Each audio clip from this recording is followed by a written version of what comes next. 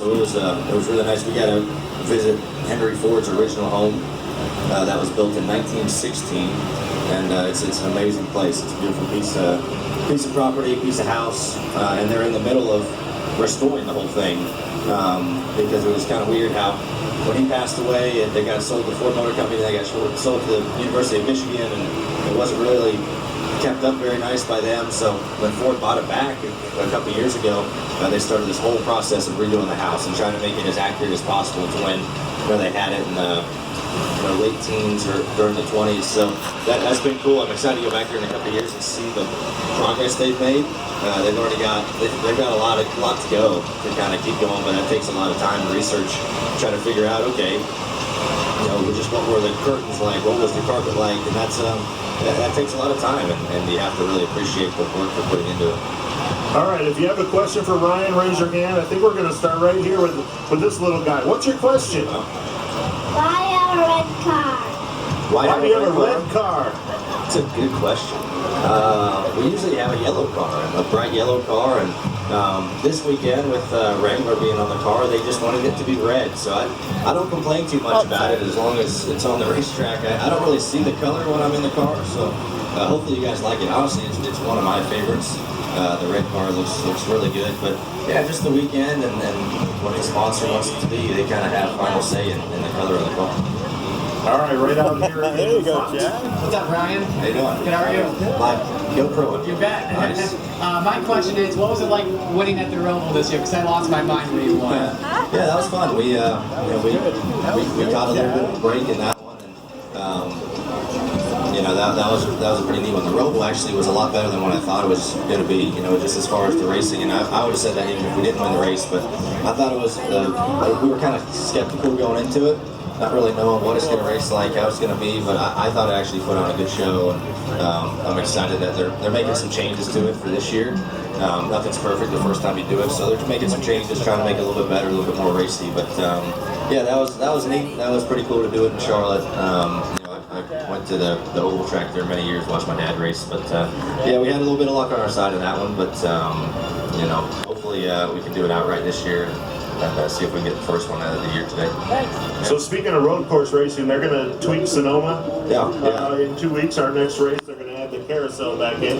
Yeah, they are. What'll that be like? Yeah, it's kind of going back to the original design from when the Cup cars started running there, and then it's actually, they call it the IndyCar course. The Indy cars run that course, and we got to run it on the simulator a little bit down in Concord, and it's different. It's a little bit different. So you kind of the backside of the speedways, they take a couple of turns out, and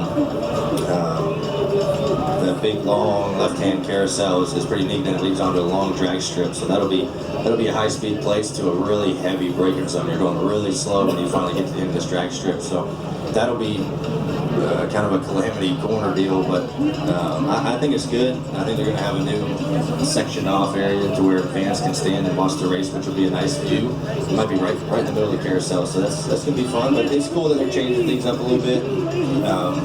That's always good. But I'm excited to get there. Hopefully it's good. We'll be there in 2 weeks after all. So. All right, back out to the crowd right here. Hi, Ryan. I saw a segment on Race Hub where they interviewed your home. How many acres do you own? Do I own?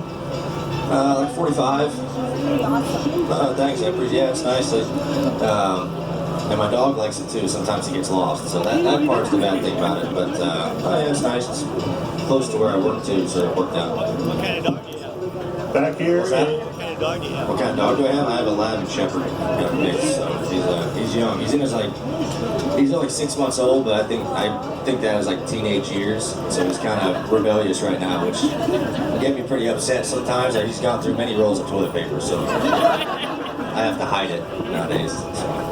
How you doing, Ryan? As a young person in the sport, and obviously you're one of the youngest, not the youngest, but you're pretty young. And you haven't, I know you grew up in it, but going in every week racing with like dominant people such as like Kyle Busch, Jimmy Johnson, like what do you feel? Like how do you prepare yourself like mentally for that? That's a good question.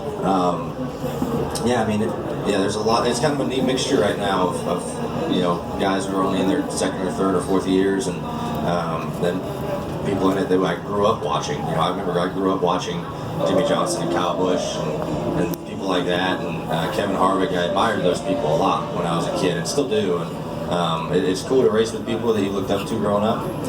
So that part's cool. But as far as like preparing, at the end of the day, they're just another competitor. You know, you can't have it in your mind that, you know, yeah, it's in the back of your mind that, yeah, these guys are people I really admire, but at the end of the day, you can't let that affect you. You know, you just have to race them like they would race you and race them hard. So we're all just competitors. Once you get out there, you have no friends out on the racetrack. Once helmet goes on, that goes out the window, and you just race people hard. Mainly just how they race you. You know, I race you how you race me, and I feel like that's the most fair way to do it. But yeah, they're just all competitors when we get out there. Right here in front. Ryan, what does it take to mentally prepare for each lap, doing the same thing over and over, having to get the corner just right? How do you prepare for that? Yeah, it's like it's a constant thing. You know, you're constantly thinking, okay, you know, you just think what spot you are on the racetrack. If there's a car in front of you or not, and if there is a car in front of you, okay, how is that going to affect my car? And what do I need to do to adjust to kind of get out of his tire tracks and see what I can do to try to get a run on him. You're always trying to time runs.